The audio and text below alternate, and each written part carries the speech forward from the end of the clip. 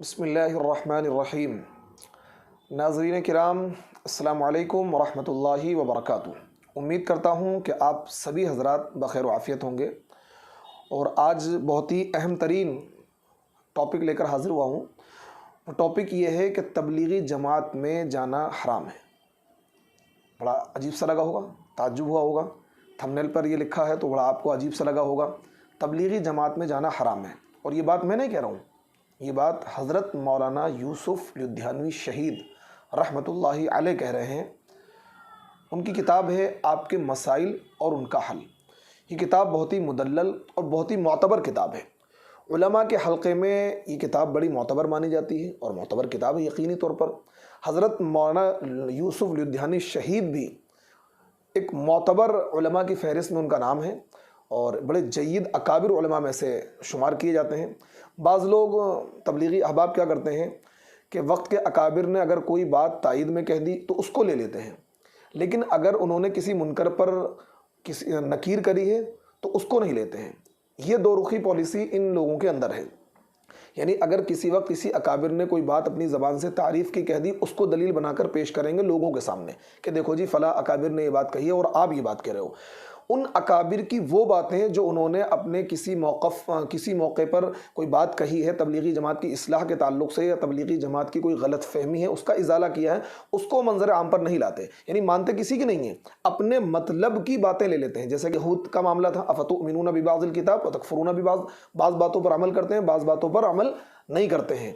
तो यही हाल इनका है कि जो बातें इनकी तायद में कभी किसी आलिम ने कह दी उसको ले लेते हैं, लेकिन वही आलिम जिसको ये अपना मुक्तदा मान रहे हैं, पेशवा मान रहे हैं और उसकी वो बात दलील के तौर पर पेश कर रहे हैं कि देखो जी इन आलिम साहब ने क्या कहा है, फुला आलिम ने क्या कहा है, ये भी तो अकाबिर हैं और आप इस तरह की बात कर रहे हैं। अब मैं ये चाह रहा हूँ, ये सिलसिला शुरू करूँगा कि हर उस अकाबिर की बात लेकर आऊँगा कि देखो इस हमारे इन अकाबिर ने फ़ला मौके पर ये बात कही थी तबलीगी जमात के ताल्लुक़ से, अब आप क्या कहेंगे। हज़रत मुफ्ती तक़ी उस्मानी है, हर आलिम ने अपने वक्त पर मुनकर पर नकीर करी है, लेकिन ये मानने को तैयार नहीं है, क्योंकि ना मानने का मिजाज है। ये तबलीगी जमात नहीं बल्कि तहरीफ़ी जमात है, कुरान और हदीस में तहरीफ़ करने वाली जमात है। देखिए ये किताब है आपके मसाइल और उनका हल। ये किताब क्या है? जिल्द नंबर 10 आपके मसाइल और उनका हल। मोतबर किताब है। उलमाए किराम बल्कि इससे फ़तवे देते हैं। मुफ्तियान किराम इस किताब को पढ़ते हैं और इस किताब के हवाले से फ़तवे देते हैं। देखिए जिल्द नंबर 10 है, सफ़ा नंबर आपके 25 है। जिल्द नंबर 10 सफ़ा नंबर 25। देखिए जिल्द नंबर 10 है, सफ़ा नंबर 25 है। किताब का नाम है आपके मसाइल और उनका हल। मुसन्निफ़ है मौलाना यूसुफ़ लुधियानवी शहीद। हज़रत से एक सवाल किया गया और हज़रत उसके जवाब में कहते हैं कि तबलीगी जमात में जाना हराम है। देखिए सवाल क्या है, आपने जो आप सल्लल्लाहु अलैहि वसल्लम सवाल किया है किसी तबलीगी भाई ने, उसका जवाब हज़रत ने दिया है। आप सल्लल्लाहु अलैहि वसल्लम ने जो दीन की तालीम दी थी वो मस्जिद नबवी के माहौल में यानी मस्जिद के अंदर दी। इस तालीम के लिए आपने कोई अलग मदरसा जैसी सूरत इख्तियार नहीं की या कोई अलग जगह उसके लिए मुकर्रर नहीं की, तो फिर आज क्यों हमारे दीनी इदारों में मस्जिद तो बहुत छोटी होती है मगर मदारिस की इमारतें बहुत बड़ी बड़ी बना दी जाती हैं, बहुत बड़ी बड़ी बना दी जाती हैं। अगर ये चीज़ बेहतर होती तो आप अलैहिस्सलातु वस्सलाम इस चीज़ को सबसे पहले सोचते। हालांकि मस्जिद का माहौल बहुत बेहतर माहौल है, वहाँ इंसान लायानी बातों से भी बच सकता है। ये पहला सवाल है उनका।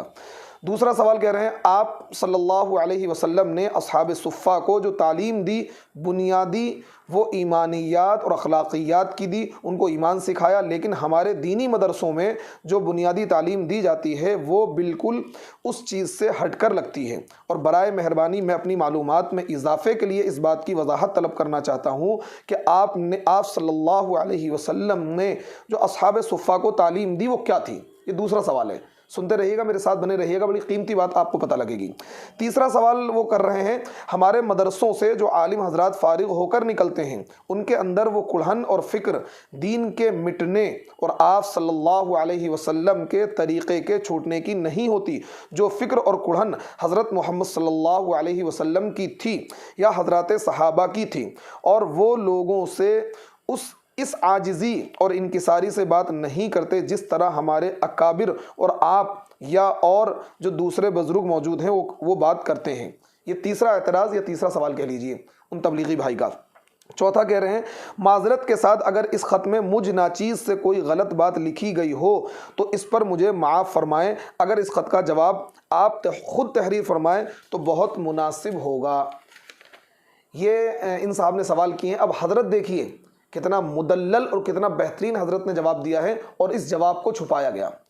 حضرت کہتے ہیں جواب، حضرت صلی اللہ علیہ وسلم نے ہمارے شیخ حضرت شیخ زکریا ہمارے شیخ کے فضائل اعمال نامی کتاب کی بھی تعلیم نہیں دی، پھر تو یہ بھی بدعت ہوئی۔ کیا آپ نے اکابر تبلیغ سے بھی کبھی شکایت کی؟ یعنی اگر آپ یہ کہہ رہے ہیں کہ جو مدرسوں کا طرز ہے یہ طرز نبی علیہ الصلوۃ والسلام کا نہیں تھا، تو اللہ کے نبی نے تو فضائل اعمال کے بارے میں بھی نہیں بتایا، تو فضائل اعمال آپ کیوں پڑھتے ہیں؟ حضرت دوسرے سوال کا جواب دے رہے ہیں، آپ کو کس جاہل نے بتایا کہ ہمارے دینی مدرسوں میں حضرت صلی اللہ علیہ وسلم والی تعلیم نہیں؟ کیا آپ نے کبھی مدرسے کی تعلیم کو دیکھا اور سمجھا بھی ہے، یا یوں ہی سن کر ہانک دیا؟ اور رائیونڈ میں جو مدرسہ ہے اس کی تعلیم دوسرے مدرسوں سے اور دوسرے مدرسوں کی رائیونڈ سے مختلف ہے؟ تیسرا جواب، یہ بھی آپ کو کسی جاہل نے کہہ دیا، کیونکہ سوال 4 تھے تو 4 جواب حضرت نے دیے ہیں، یہ بھی آپ کو کسی جاہل نے کہہ دیا کہ مدارس میں سے نکلنے والے علماء میں کڑھن اور دین کے لیے مر مٹنے کی فکر نہیں ہوتی؟ غالباً آپ نے یہ سمجھا ہے کہ دین کی فکر اور کڑھن بس اسی کا نام ہے جو تبلیغ والوں میں پائی جاتی ہے۔ دیکھیے حضرت اس غلطی کی نشاندہی کر رہے ہیں کیونکہ تبلیغ والے کہتے ہیں بس دین کی کڑھن تبلیغ والوں کو ہے، مدرسے والوں کو نہیں ہے، یہ تو تنخواہ لے کر نماز پڑھاتے ہیں اور اپنے کمروں میں چلے جاتے ہیں۔ حضرت کہہ رہے ہیں آپ کی غلط فہمی ہے۔ جواب، آپ نے جو لکھا ہے، جواب نمبر 4، آپ نے جو لکھا ہے کہ کوئی غلط بات لکھی ہو تو معاف کر دوں، میں نہیں سمجھا کہ آپ نے صحیح کون سی بات لکھی ہے۔ حضرت لکھ رہے ہیں، اب دیکھیے حضرت نے جو مین بات یہاں پر کہی ہے جو سنانا چاہتا ہوں، لوگ مجھ سے شکایت کرتے رہتے ہیں کہ تبلیغ والے علماء کے خلاف ذہن بناتے ہیں اور میں ہمیشہ تبلیغ والوں کا دفاع کرتا رہتا ہوں۔ حضرت یہ کہہ رہے ہیں کہ لوگ مجھ سے ہمیشہ شکایت کرتے ہیں کہ تبلیغ والے تبلیغ میں لے جا کر علماء کے خلاف، مدرسوں کے خلاف ذہن بناتے ہیں، اور یہ باتیں میں سنتا رہتا تھا لیکن کبھی میں نے اس پر ریئیکشن نہیں دیا، میں دفاع کرتا تھا، میں کہتا تھا نہیں ایسا نہیں ہے، آپ کی غلط فہمی ہے۔ لیکن اب حضرت کہہ رہے ہیں لیکن آپ کے خط سے مجھے اندازہ ہوا کہ لوگ کچھ زیادہ غلط بھی نہیں کہتے۔ یعنی حضرت یہ کہہ رہے ہیں مجھ تک جو شکایتیں پہنچتی ہیں کہ تبلیغ والے علماء کے خلاف ذہن بناتے ہیں، مدرسوں کے خلاف ذہن بناتے ہیں، وہ بالکل ٹھیک کر رہے ہیں۔ اب مجھے اندازہ ہو گیا ہے آپ کے اس خط سے، آپ جیسے عقل مند جن کو دین کا فہم نصیب نہیں، ان کا ذہن واقعی علماء کے خلاف بن رہا ہے۔ یہ جاہل صرف تبلیغ میں نکلنے کو دین کا کام اور دین کی فکر سمجھے بیٹھے ہیں، اور ان کے خیال میں دین کے باقی سب شعبے بیکار ہیں۔ یہ جہالت کفر کی سرحد کو پہنچتی ہے۔ دیکھیے حضرت کیا کر رہے ہیں، یعنی یہ جہالت جو بھر گئی ہے کہ دین بس تبلیغ ہی دین ہے اور دین کا کام صرف تبلیغ والے ہی کر رہے ہیں، باقی شعبوں کو کچھ نہیں سمجھتے ہیں۔ حضرت کہہ رہے ہیں یہ جہالت کفر کی سرحد کو پہنچتی ہے کہ دین کے تمام شعبوں کو بیکار سمجھا جائے اور دینی مدارس کے وجود کو فضول قرار دیا جائے۔ میں اپنی اس رائے کا اظہار ضروری سمجھتا ہوں۔ دیکھیے حضرت نے فرض منصبی نبھایا۔ حضرت کہہ رہے ہیں میں اپنی اس رائے کا اظہار ضروری سمجھتا ہوں کہ تبلیغ میں نکل کر جن لوگوں کا یہ ذہن بنتا ہو وہ گمراہ ہیں اور ان کے لیے تبلیغ میں نکلنا حرام ہے۔ دیکھیے تو اس لیے میں نے کہا کہ تبلیغ میں نکلنا حرام ہے ایک خاص علت کی وجہ سے، اور یہ بات میں نہیں کہہ رہا ہوں، حضرت مولانا یوسف لدھیانوی شہید رحمۃ اللہ علیہ اپنی کتاب آپ کے مسائل اور ان کا حل جلد نمبر 10 صفحہ نمبر 25 سے 26 تک 2 صفحوں میں یہ مضمون ہے۔ حضرت نے کہا کہ جن لوگوں کا تبلیغ میں جا کر یہ ذہن بنتا ہے کہ علماء کے خلاف ذہن بنتا ہے، مدرسوں کے خلاف ذہن بنتا ہے، اور وہ یہ سمجھتے ہیں کہ دین کا سارا کام ہم ہی کر رہے ہیں اور اس سے بہتر دین کا کوئی کام نہیں ہے، بس یہی دین کا کام ہے، علماء کی تخفیف ان کے دلوں میں پیدا ہو رہی ہے، تو یقیناً یہ لوگ گمراہ ہیں اور ایسے لوگوں کے لیے تبلیغ میں جانا حرام ہے۔ کیوں حضرت نے حرام کہا؟